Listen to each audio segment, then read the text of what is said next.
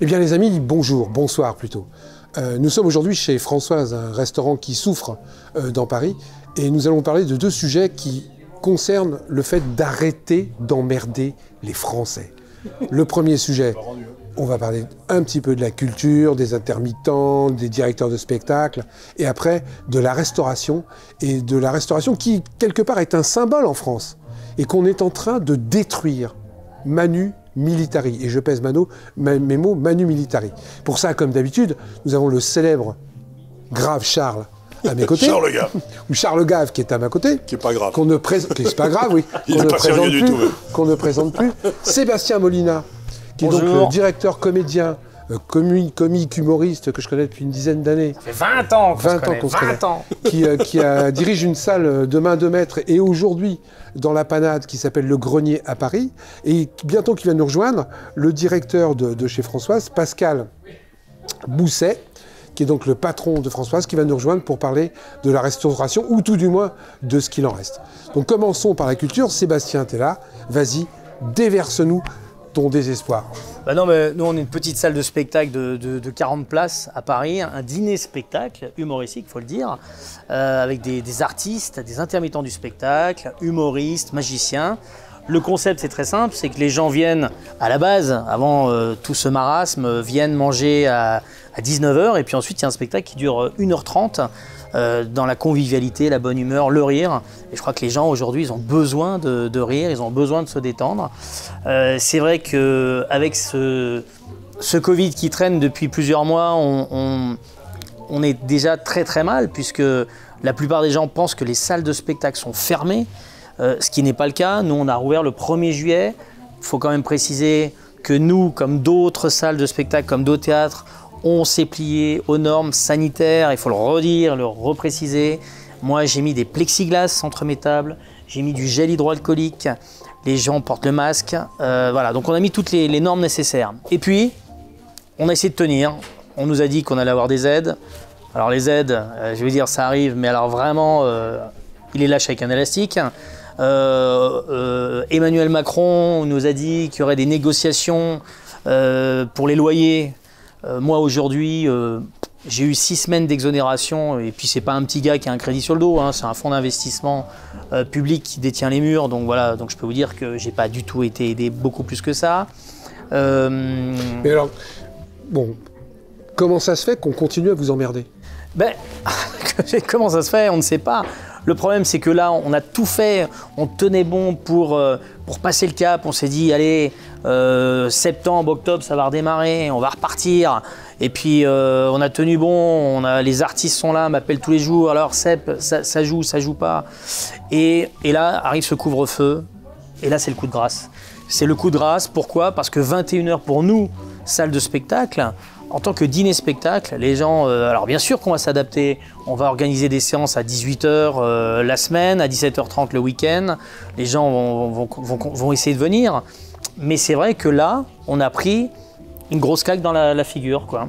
Et c'est valable pour toutes les salles de spectacle. Ce qui est très étonnant dans toute cette histoire, c'est que moi j'essaie de regarder ça du point de vue scientifique et tout, plus personne ne meurt du Covid. C'est-à-dire qu'il y a des tas de gens qui vont dans les hôpitaux parce qu'ils l'ont attrapé ou j'en sais rien. Mais aujourd'hui, le nombre de décès en France en septembre est beaucoup plus bas qu'en septembre dernier quand il n'y avait pas le Covid. C'est-à-dire qu'il y a toute une série de vieux qui sont morts au moment du Covid. Mais aujourd'hui, et je crois que l'une des principales raisons de cette remontée des Covid, c'est que les tests qu'on nous fait faire sont faux. C'est-à-dire qu'il y a plus de 30% de faux positifs. C'est-à-dire qu'on vous fait passer un test et on vous dit, vous ne pouvez pas aller au travail, vous ne pouvez pas aller faire un match de rugby parce que vous êtes positif. Et vous n'êtes pas du tout. Tu peux aller au travail. Oui, tu peux pas aller au restaurant. Non, tu peux pas aller aux salles de spectacle. Non, mais t'entasser dans les bus, t'entasser dans le métro, tu peux. Ah oui, ça on peut, tu peux, ouais. Ouais, tout à fait. Et apparemment, il y a aussi, je ne comprends pas, c'est bon. Donc, le virus, c'est un petit peu comme les vampires. Ça sort quand il fait noir, quoi. Et donc il n'y a pas de virus quand on va bouffer au restaurant à midi. C'est ça. Et il y a des virus quand on ne va pas bouffer. Mais je veux dire, mais c'est une histoire de fou. Mais qui sont ces gars qui sortent ces réglementations absurdes? C'est des gens qui se font livrer eux-mêmes chez eux. C'est des types qui connaissent plus ce que c'est que le peuple, à mon avis. Encore une fois, on en revient à ce qu'on disait il n'y a pas longtemps. Mais ça parce que ils sont plus au courant des réalités du quotidien. Mais qu'est-ce qui leur donne le droit? Moi, l'une des questions essentielles que je me pose, c'est nous sommes dans une société où nous avons tous les trois des droits constitutionnels, le droit de réunion, le droit de la liberté de culte, la liberté de bouger, la liberté d'entreprendre. Et pour je ne sais quelle raison, comment dire, sanitaire, tous ces droits sont abolis du jour au lendemain. Donc il suffit pour qu'on passe en dictature que le dictateur nous dise « Les gars, vous restez chez vous parce que vous allez attraper une maladie ». Mais où sont les tribunaux? Où sont les cours de justice? Où sont les groupes de pression qui disent aux gens « Mais je vais porter plainte ». Non, parce que les gens ont peur. Mais peur de quoi? La maladie fait peur, donc les gens ont peur. Alors, en fait, moi je remarque qu'il y a Qu'est-ce qu'ils en disent vos humoristes? Parce qu'ils peuvent raconter des conneries. Non, mais les humoristes, ils sont dégoûtés parce qu'aujourd'hui, plus personne ne peut jouer, donc c'est une catastrophe. On a reporté le statut de l'intermittence du spectacle jusqu'en 2021, mais il faut se dire une chose, c'est qu'en 2021, les artistes n'auront pas fait leur cachet plus en août 2021, puisque aujourd'hui, personne ne joue. Donc le problème, il est là, quoi. C'est reculer pour mieux sauter. Je voudrais juste rebondir sur ce L'année prochaine, les intermittents du spectacle, on a repoussé pas leur cotisation, leur indemnité. Leur indemnité. Mais pour qu'ils touchent les droits à partir de 2021, il aurait fallu qu'ils bossent en 2020. Voilà. Ah, c'est la grosse russe, ça. Oui. Donc ils sont niqués. Puisqu'on va arriver en 2021. On vous a repoussé jusqu'à 2021. Voilà. Vous avez bossé en 2020? Non, vous touchez rien. Et en fait, il y a aussi une grosse ruse, c'est-à-dire que pour les salles de spectacle, en 2021, ils vont nous dire, mais attendez, on vous a donné l'autorisation de jouer. Vous n'avez pas fait de fermeture administrative, sauf qu'on a monté un climat anxiogène sur la population pour nous dire on va tous mourir. Ce qui est à mon avis beaucoup plus grave, parce que donc en fin de compte, on est dans une démocratie de dictature, où on te dit que tu as le droit, mais on ne te donne pas la possibilité de le faire. Et après on dit, mais attendez, tu pouvais le faire. Oui, tout à fait. Tu pouvais aller te faire fusiller, pourquoi tu n'y as pas été? Ouais. Je rebondis sur ce que dit Charles, parce que j'écoutais ce matin le professeur Toussaint, qui fait partie, a priori, des grands scientifiques. Il y a Toussaint, Perron, il y en a deux ou trois qui sont sérieux. Perron, qui nous dit, ce que vous venez de dire, c'est que les courbes, et ça c'est les chiffres d'État, de la santé d'État, qui dit que les chiffres aujourd'hui sont proches de zéro, la mortalité est proche de zéro. Donc on continue de faire peur aux gens, et les gens ne sortent plus, ils ne vont plus au restaurant, ils ne vont plus au spectacle. Pourquoi ils veulent tuer la culture? Pourquoi ils veulent tuer la restauration? Mais pourquoi ils veulent tuer l'économie? Pourquoi ils veulent tuer l'économie? Une partie de l'économie. Parce qu'il y a une autre économie quand même qui résiste bien. Mais pourquoi? Mais ce que j'arrive pas à comprendre, c'est quel est leur but? Nous non plus, nous n'arrivons pas à comprendre et on est vraiment. Quel est leur but? Parce que on est scotché. On est scotché, on ne sait plus quoi faire, on ne sait plus. Les gens vous disent, moi j'ai des gens, je suis très francophone, je travaille avec la Suisse, avec la Belgique. J'ai des Suisses qui m'ont appelé, ils m'ont dit écoutez, nous on en a marre d'entendre ces conneries, on veut sortir quoi. On veut venir se marrer, on veut venir vous voir. Et puis vous avez des clients qui sont flippés, qui me disent moi j'annule parce que j'ai peur. Voilà. Donc effectivement, le climat anxiogène, il est mis en place. Mais c'est pire parce on y arrive. Il y a aussi un climat de délation qui se met en place. Moi ça me fait très très peur. Vous avez des gens qui appellent les flics parce que vous n'avez pas mis votre masque, qui appellent les flics. J'ai vu l'autre fois dans un bus des gens agresser une personne parce qu'elle avait osé baiser son masque. Agresser. Alors que le masque, tout le monde sait, ça sert à rien. Des petits entre petits. C'est ce que vous dit Perron, en tout cas. Oui. Ça sert à rien puisque le virus est à peu près 1/1000 de la taille, vous savez, du tissage. Donc les virus, ça passe au travers des... Le masque ne sert à rien. Donc, on voit que c'est n'importe comment, n'importe quoi, sur n'importe qui. Sauf sur les gros, parce que moi, excuse-moi, hein, Charles, mais ceux qui vont s'en sortir dans cette affaire-là, c'est les grosses structures. Ah ben, je suis pas sûr. Regardez, Accor, ils vont sauter. Air France, ils vont sauter. C'est pas des petites structures. Hein. Air France, Airbus, ils vont sauter. On est parti pour un tour. Arrêtez une seconde. Les gros, il y a peut-être les GAFA qui vont s'en sortir parce qu'ils ont... Mais les GAFA, ils vont s'en sortir parce qu'ils sont déjà dématérialisés et tout. Mais Airbus, allez vous balader à Toulouse et vous verrez un petit peu. Et tous les gars autour de Toulouse sont en train de crever parce que... Air France, pareil, Accor, donc je pareil. Je comprends pas pourquoi ils veulent crever l'économie. Je pige pas. Je comprends pas Macron, je comprends pas ce gouvernement, je comprends pas ces gens qui sont déconnectés de la réalité. Et en plus, ça fait pas plus de morts que la grippe il y a 30 ans. Quoi. Alors, juste pour en revenir sur le spectacle, c'est vrai que si tout simplement ils avaient mis un couvre-feu à 22h30, 23h, je crois que ça n'aurait pas changé la face du monde en termes de virus et ça aurait sauvé une grande partie des salles de spectacle qui auraient pu assurer Voilà. Alors Castex a dit non, il faut que ce soit pour tout le monde pareil. Mais pourquoi au-delà des salles de spectacle, tout le monde il faut aussi bien penser que moi, quand j'ai des clients qui viennent chez moi au grenier pour dîner et voir le spectacle, à côté, j'ai une brasserie où les gens vont boire un coup avant. Donc il y a toute une économie qui s'écroule. Quand on fait aussi des prestations extérieures, on embauche des intermittents, de la restauration. Ces gens-là sont terriblement touchés aussi, il faut en parler. Moi, je suis vraiment à fond avec les restaurateurs, les intermittents de la restauration, voilà, qui sont aussi dans une galère pas possible. Moi, je vais vous dire un truc qui me laisse complètement pantois, c'est que dans le secteur privé français, ce qui n'est pas étatisé, hein, les industries de l'hospitalité, c'est-à-dire vous, les hôtels, les restaurants, les brasseries, tout ce qu'on peut imaginer, c'est 12% de l'emploi total français. Donc, ils sont en train de foutre en l'air 12% de l'emploi privé. Mais pourquoi? Parce qu'on était avec Franck là aujourd'hui dans un restaurant qui était du côté de l'Odéon par là-bas, et le type nous dit « ça me coûte plus cher d'ouvrir à déjeuner que de ne pas ouvrir du tout ». Parce qu'il dit « je faisais mon argent le soir ». Il dit « donc je reste ouvert parce que je veux montrer que je ne ferme pas à ma clientèle et tout, mais il dit ça me coûte plus cher que si je fermais. Et donc, on a nos gouvernements qui sont dans une pratique de massacre des indépendants. Parce que, qu'on le veuille ou non, l'hospitalité, c'était un endroit où il y avait beaucoup de petits des petits hôtels, des petits restaurants, des brasseries. Bien sûr. C'est là où tout le génie français se livre à lui-même, c'est-à-dire créer des trucs pour lesquels les gens viennent nous voir du monde entier, qui sont bons par exemple. Eh bien, tout ça fermé. On risque de se McDonaldiser.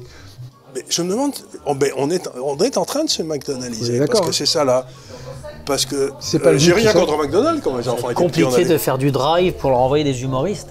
C'est compliqué. Non mais c'est vrai. Tu sais, aplanir une culture uniforme, une restauration uniforme, tous les petits, on les fait crever. Tous les artisans de la bonne bouffe, etc., on ne les laisse plus exister. Et on va avoir une... Si je vais dire, si on allait à l'étymologie, artisan, artiste, c'est pas loin. C'est pas loin, c'est les gens qui travaillent avec leurs mains plutôt. Et quelque part, tout ce qui est individuel, parce que l'art, c'est rarement collectif, hein, il me semble qu'on est en train d'essayer de le tuer. Je crois que c'est de la jalousie de gars qui n'ont jamais aimé. Et puis, sans faire dans le complotisme à outrance, que c'est ni toi ni moi ne sommes là-dedans, moi je trouve qu'on va uniformiser. Donc uniformiser, c'est plus facile à contrôler. Quand tu as des Français rebelles, le petit artisan qui fait sa petite bouffe dans son coin et qui défend son fromage, et qui défend son cassoulet, et qui défend ça, quand on a 50, 100 comme ça, c'est vachement dur de les... Quand tu n'as plus qu'un seul cassoulet et qu'un seul fromage aseptisé au lait cru, c'est vachement plus facile de contrôler les choses. Oui, mais... Alors là, on arrive à une question presque philosophique, c'est pourquoi ils veulent nous contrôler? Je ne sais pas. Moi, la question c'est, je veux bien qu'ils veuillent me contrôler. Pourquoi il y en a qui veulent le pouvoir à tout prix? Pourquoi? Mais ils ont quelque chose qui ne va pas dans leur tête, quoi. Tu te poses des questions. Après, on ne va pas faire du lacanien ou du Nietzsche. Non, mais je cherche à comprendre. Leur maman les a pas aimés, il y a quelque chose qui ne va pas. Macron, c'est peut-être ça, hein. Oui. Pardon. Oui, enfin, il faut dire, il a trouvé un substitut. C'est ce que je disais. Non, mais cette espèce de désir d'uniformité et tout... Parce que c'est plus facile. C'est diabolique, parce qu'on est tous uniques. Parce que c'est plus facile. Tu sais, la gestion des fonctionnaires aujourd'hui, et on va faire une petite digression, devient une gestion Word Excel. Il n'y a plus de gestion humaine. Il faut que ça rentre dans la case. Si tu rentres dans la case, c'est bon. Si tu es dans le fichier Word Excel, c'est bon. Et la restauration, c'est vachement plus facile à gérer si j'ai un jour on est dans le Word Excel. S'ils commandent tous à 2, 3 grosses boîtes de fourniture de bouffe, mais c'est un bonheur à contrôler. C'est un bonheur de contrôler les prix, c'est un bonheur de contrôler la bouffe, c'est un bonheur de contrôler ce que tu mets dedans. Aujourd'hui, de façon indépendante, on peut encore gueuler sur la mauvaise bouffe. On peut encore, c'est-à-dire qu'en plus on a encore le choix. C'est-à-dire que si vraiment il y a de la mauvaise bouffe quelque part, on va ailleurs. S'il y a une culture qui n'est pas bonne, on va ailleurs. Mais à partir du moment où tu n'auras que 2, 3, 4 types de culture, 2 ou 3 types de restauration, qu'est-ce que tu vas faire? J'ai pas envie d'aller au Quick? Je vais au McDo. Et comme en plus ces gens-là sont très intelligents. Des légumes, moi. Non mais tu vois, et comme ces gens-là sont très intelligents. Je crois que j'arrive à la solution. Et comme ces gens-là sont très intelligents, quoi qu'on en dise, quand tu regardes même l'installation aujourd'hui, quand tu as un Quick, juste à côté, tu as un McDo. Systématiquement. Quand tu as un burger, juste à côté, tu as un Quick ou un McDo. Ils se regroupent ensemble. Donc si tu veux pas aller au McDo, allez, va au burger. C'est hyper pratique. Et quand tu n'auras plus que ça, ben, de toute manière, on n'aura pas le choix. Parce que nos gosses, allant vers la consommation, le machin. Et on le voit dans la culture. Moi, je rejoins la culture. Aujourd'hui, c'est de plus en plus dur, et je parle sous ton contrôle, de faire émerger un nouveau comédien, de faire émerger un nouvel artiste, un petit comédien. Il n'a plus le temps. C'est un objet de consommation. C'est vrai aussi dans tout ce qui est télévision, radio, etc. Nous, ce qu'on essaye de faire à l'Institut des Libertés, c'est qu'on essaye d'amener des gens qui ont quelque chose à dire, parce que plus personne ne les entend et essaye de les écouter à dire. C'est toujours les mêmes qui parlent. En plus, hein. Non, mais au contraire. Mais ce qu'il faut, c'est il y a des tas de gens qui ont des choses à dire, mais je sais pas pourquoi, c'est toujours les mêmes 20 personnes qui parlent en France. Oui, c'est ça. Et c'est valable aussi dans la culture, exactement. On voit toujours les mêmes têtes. C'est pour ça que moi, là, je me bats.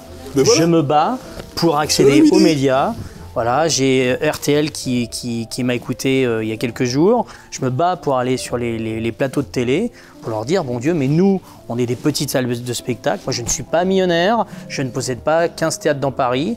Je veux défendre les petites salles comme la mienne qui sont en train de crever, et pas que sur Paris, sur la France entière, parce que je connais des petits dîners-spectacles à Lyon qui sont en train de crever, je connais des petites salles de spectacle à Rocamadour qui sont en train de crever, il y a des théâtres à Rouen, sur toute la France, et ça c'est important qu'on soit un petit peu mis en avant. Voilà. Mais ça me paraît tellement évident, et c'est toujours ce qu'on trouve partout. Donc, une fois de plus, on a eu une espèce d'attaque sous le nom de globalisation. Bon, avec ses défauts et ses qualités. Et maintenant, on a une deuxième attaque, qui est la standardisation, qui est dans le fond, si vous n'êtes pas dans le moule, dégagez. Ouais, non, mais vous êtes mort. Exactement. Mais et le pire, tu veux que je te dise, ils n'aiment pas leur pays. Les gens ne s'en rendent pas compte. C'est-à-dire que quand on standardise, à la limite, les gens sont d'accord, parce que c'est plus pratique, parce que c'est plus sécuritaire. Parce qu'en fin de compte, on se facilite la vie. Ouais, tu te facilites la vie, c'est vrai. Mais tes libertés, ton choix personnel, fini. Et les gens ne s'en rendent pas compte, parce qu'ils sont bouffés par la télé, parce qu'ils sont bouffés par leur quotidien, et qu'ils n'ont pas le temps d'analyser ces sous-jacents. Est-ce que tu te rends compte qu'aujourd'hui, petit à petit, on nous standardise dans nos besoins? Je vais citer un exemple bien précis par rapport à ça, et là on digresse encore.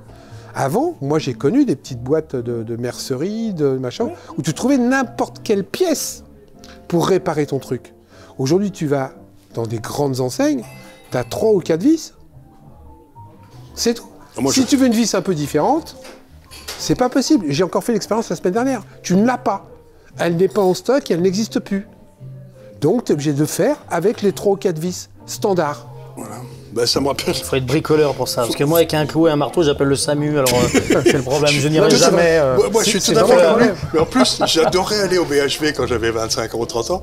Parce qu'il y avait des étages entiers de vis, d'outils auxquels je comprenais rien. Ah, mais je trouvais ça superbe. C'est fini. C'est fini. Il n'y a plus ça? Non, maintenant c'est standard, 3 vis, 3 morceaux de bois, 3 machins. Tu vas là-dedans, tu veux le petit truc en plus. C'est même pas la peine. Et on standardise.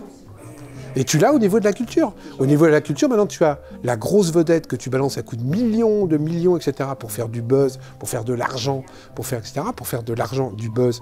Et c'est pas forcément de la bonne culture. Parce que quand tu vas, excuse-moi, je te demande pardon, Nabila. Quand tu vois Nabila... je regarde jamais la télévision, sauf pour les matchs de rugby. Il y en a quelques-unes comme ça. Quand tu vas chez Hanouna, où les mecs maintenant ils en sont revenus à se balancer des tartes à la crème dans la figure s'ils répondent pas à la bonne question. Le premier c'est de la farine, le deuxième c'est de la farine et de l'œuf, et le troisième c'est de la farine, de l'œuf et du ketchup. Et les mecs ils rigolent. Et ils y vont. Et c'est regardé. On leur pose une question à la con, ils répondent pas, pof, dans la farine. Le deuxième, pouf, dans la farine et l'œuf. Le troisième, pouf, dans la farine, l'œuf et le ketchup. Et les mecs, ils rigolent. Et c'est des mecs intelligents, hein. C'est des mecs intelligents qui font ça. Donc tu te poses des questions par rapport à l'élévation de la culture. Mais c'est ça qu'on nous propose de plus en plus. Ça fait quelques années que c'est comme ça. Et comme les gens, ils n'ont pas envie de se prendre la tête. Ils n'ont pas envie. Je ne suis pas tout à fait d'accord parce que nous, avec Franck et avec d'autres, on essaye de monter ce truc où on essaye de parler intelligemment aux gens. Il y a des gens qui ont l'air contents de ce qu'on fait. Mais on commence à être des denrées rares. Non, on est des denrées rares, mais il y a 60 000, 80 000, 100 000, 200 000 personnes qui écoutent. Donc il me semble aussi qu'il y a une demande immense de l'autre côté de ce rideau de fumée qui est cette télévision officielle pour des gens qui veulent qu'on leur parle de trucs intelligents, de trucs sympathiques. Tant que des gens comme toi et moi résistons, oui. Le jour où on va plus résister, bon.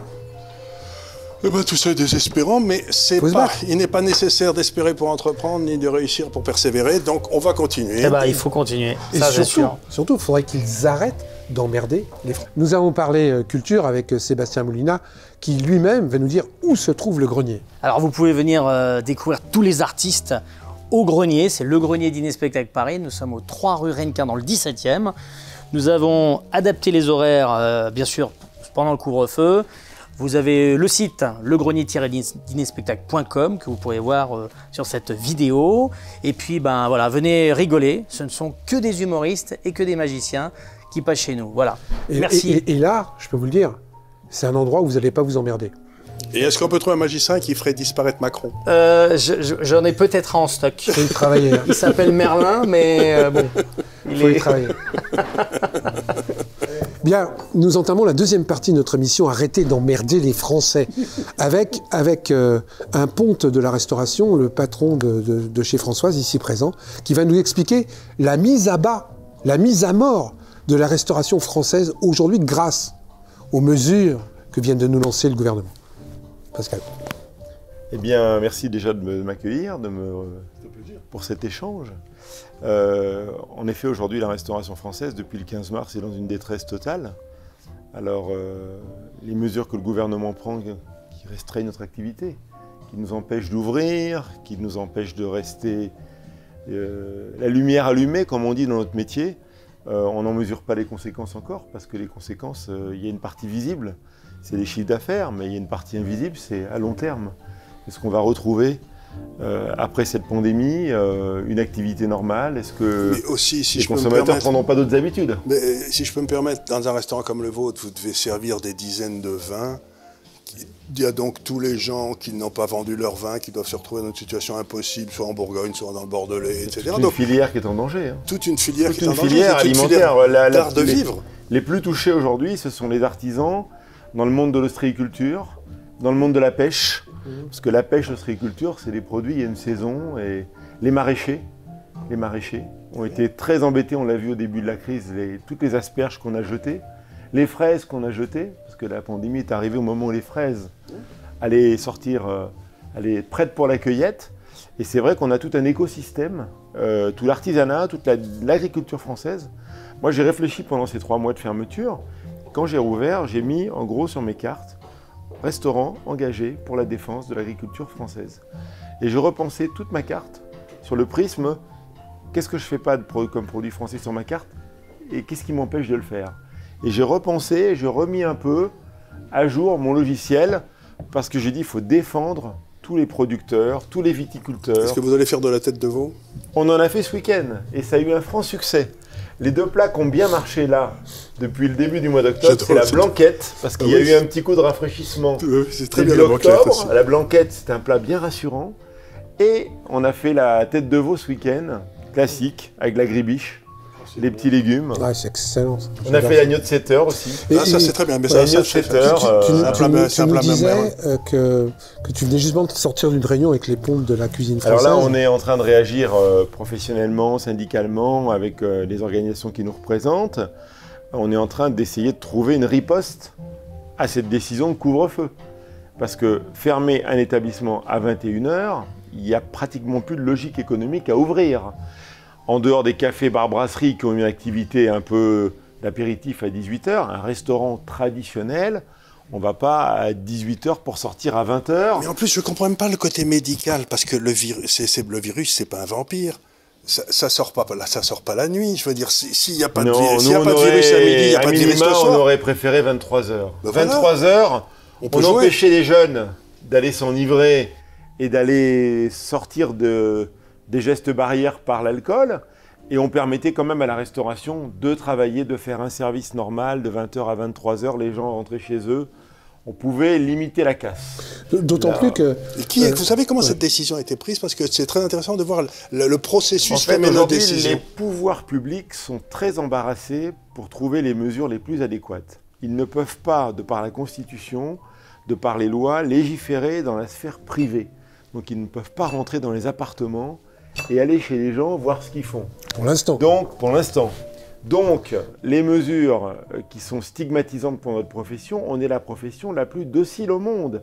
On nous ouvre, on nous ferme d'un coup d'arrêté préfectoral, de décision administrative. Mais la liberté du commerce, ça existe. Par contre, aller empêcher des jeunes de s'ébattre sur l'esplanade des Invalides, sur les quais de Seine, pendant la sortie du confinement, même pendant le confinement, c'était extrêmement compliqué. Donc il y a beaucoup plus de facilité à faire entendre raison aux bars, cafés, restaurants que à des jeunes sur la voie publique, par exemple. On le voit aujourd'hui avec les faits divers qui traversent l'actualité. Quel recours juridique vous avez? Alors on a des recours juridiques par des référés. Il y a un référé à Berlin. Les Allemands ont fait un référé.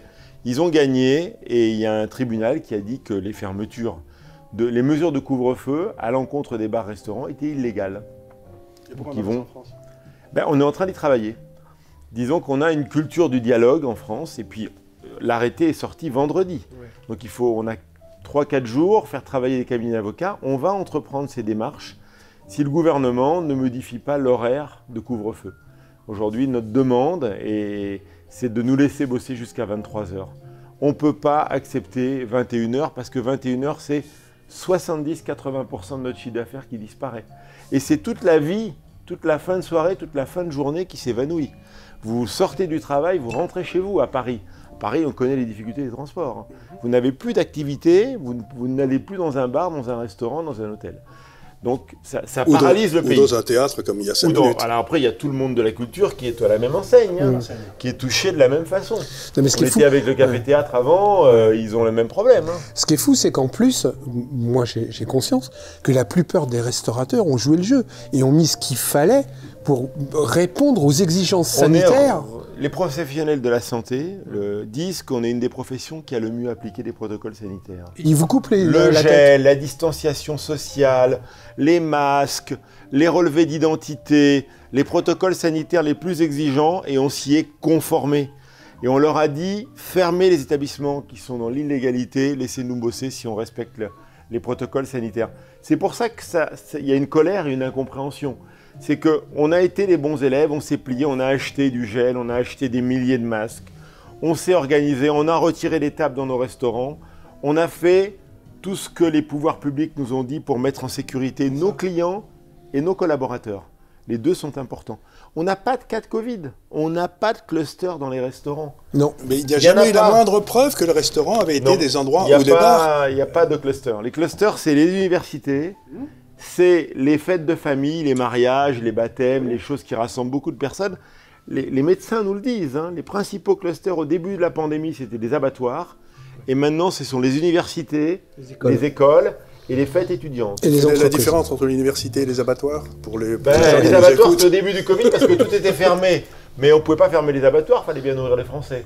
Et c'est là qu'on s'est aperçu qu'il y avait des clusters dans les abattoirs. C'était pendant le confinement, rappelez-vous. Parce que c'est très humide, etc. Je sais que il y a l'humidité, il y a aussi le fait que souvent ce sont des personnes qui habitent dans des foyers, qui se retrouvent ensemble ensuite, dans des logements petits.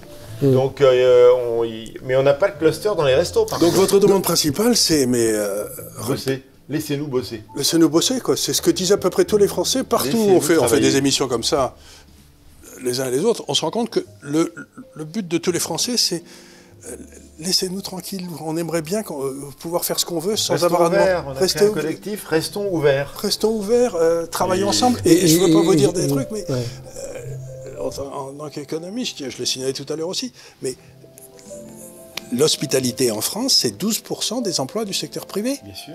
Et donc, vous êtes en train de foutre en l'air 12% des gens qui bossent, parce que si vous voulez, dans les hôpitaux, d'emplois directs, et je pense autant d'emplois indirects avec les artisans, le blanchisseur qui vient laver le linge, vos fournisseurs, l'art de la table, la verrerie Arcorox, c'est en France, tout ça c'est les entreprises françaises.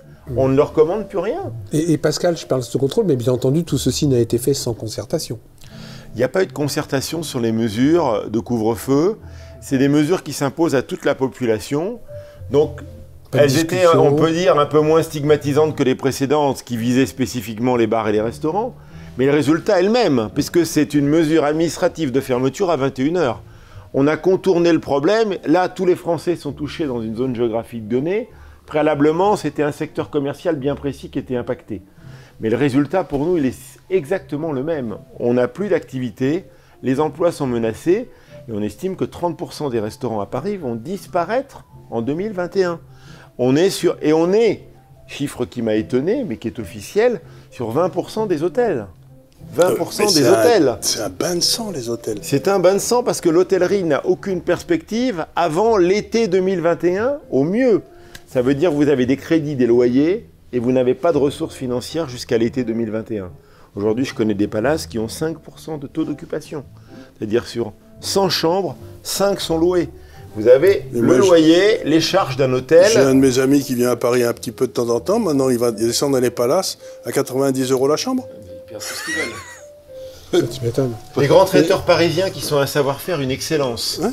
Les grands traiteurs parisiens sont présents sur tous les appels d'offres du monde entier, dans tous les événements, les salons, les foires internationales, les grands dîners de gala. On a un savoir-faire de l'art de la table jusqu'à la prestation culinaire avec chapeauté par des grands chefs. Cet art culinaire du traiteur français qui s'exporte dans le monde entier va mourir. Parce que des laboratoires traiteurs ont des centaines de salariés dans l'inactivité depuis 14 mars. Et il n'y a pas de solution. Il n'y a pas de reprise des événements envisagés au moment où je vous parle. Il n'y a aucune perspective. On ne peut pas dire mars, on ne peut pas dire février, le salon de l'agriculture a été annulé. Mais la seule façon de faire, c'est de faire comme... On ne peut pas dire juin, tout est annulé. C'est de faire comme les Suédois. Les Suédois, ils ont dit, les vieux, vous restez chez vous. Et à part ça, des merden zizich. Chacun se promène, chacun continue à faire ce qu'il fait. Donc, le gouvernement a voulu prendre ça sur lui. Mais en réalité, l'âge médian de la mort du Covid, c'est 85 ans. C'est-à-dire que la moitié des gars qui sont morts avaient 85 ans ou plus. Et il n'y a pour ainsi dire aucune mort en dessous de 60 ans. Aujourd'hui, en France, il y a moins de morts en septembre qu'en septembre dernier quand il n'y avait pas le Covid. Ce que je veux dire par là, c'est qu'il n'y a plus rien. Et donc, le gouvernement continue à créer cette espèce de panique gigantesque, alors que la seule chose qu'on a, c'est une augmentation du nombre des cas de Covid, tout simplement parce que les tests sont foireux. En tout cas, c'est ce que dit Perron. Ouais, c'est pas normal. C'est stupéfiant. C'est pas normal qu'on se serve de la culture et de la restauration comme variable d'ajustement. C'est exactement le mot qu'on utilise, on est la variable d'ajustement.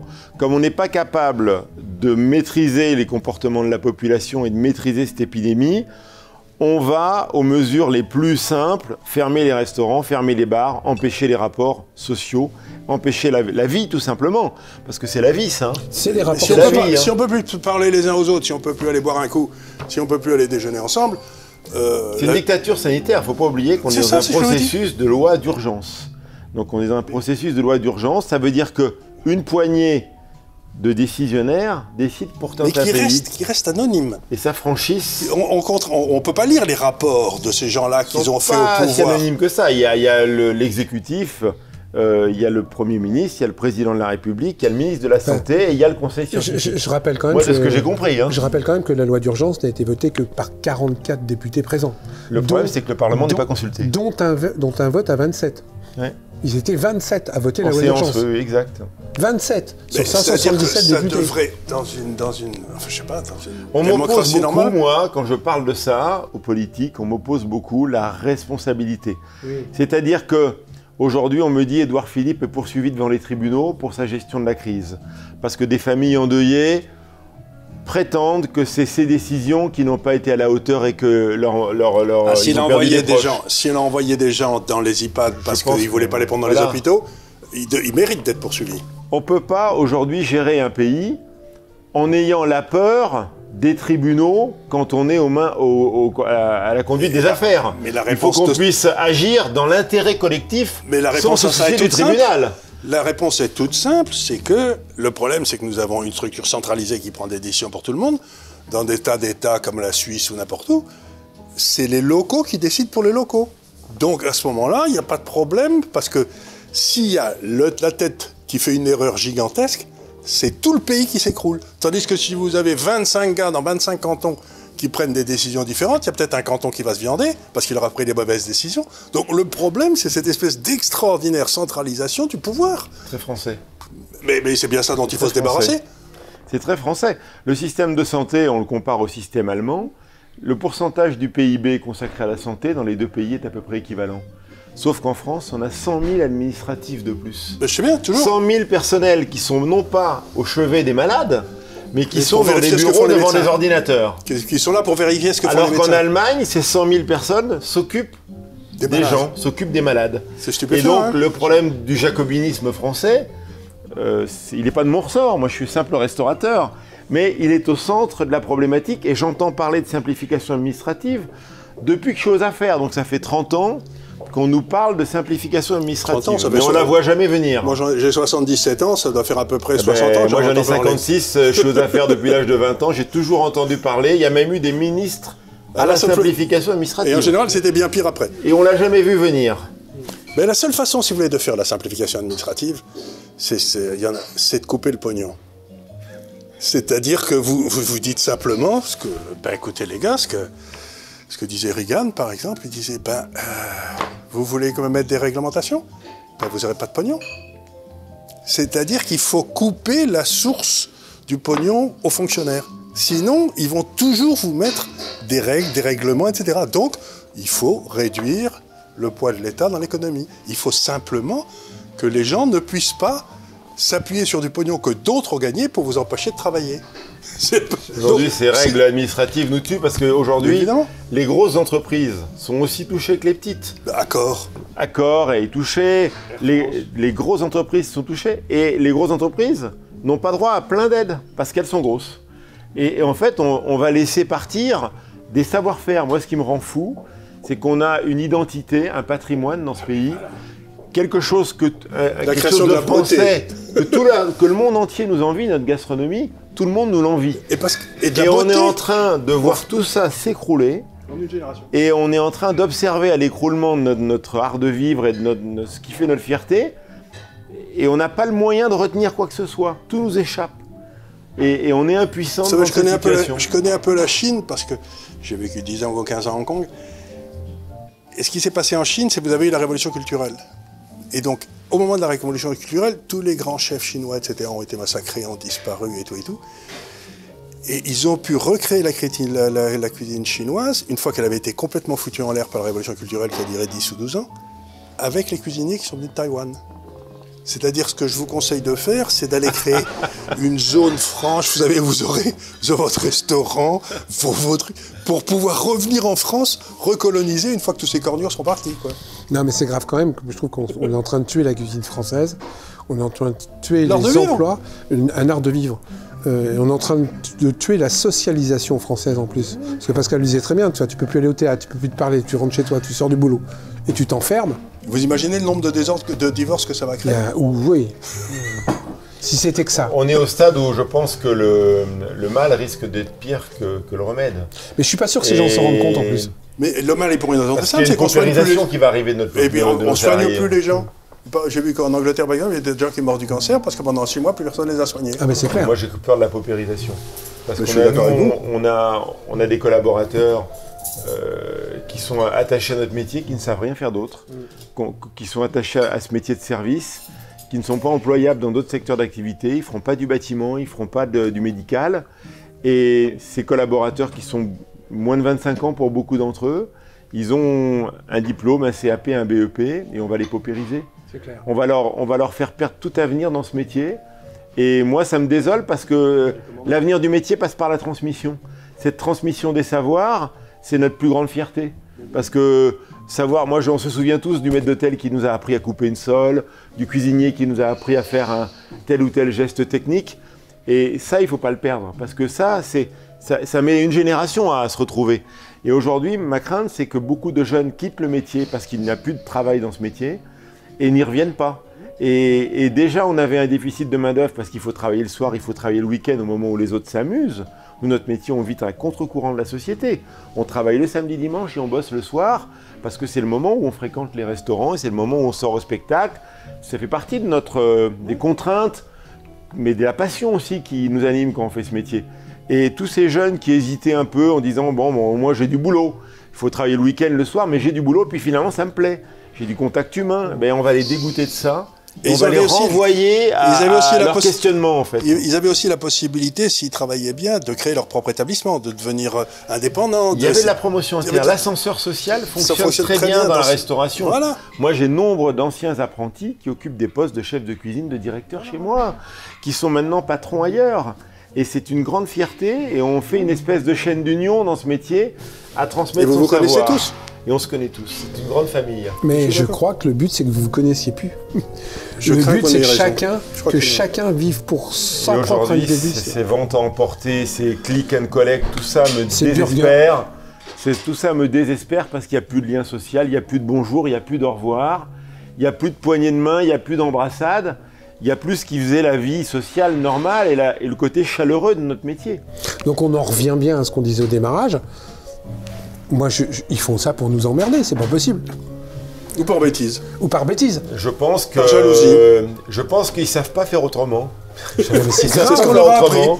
C'est ce qu'on leur a appris. Il y a un guide.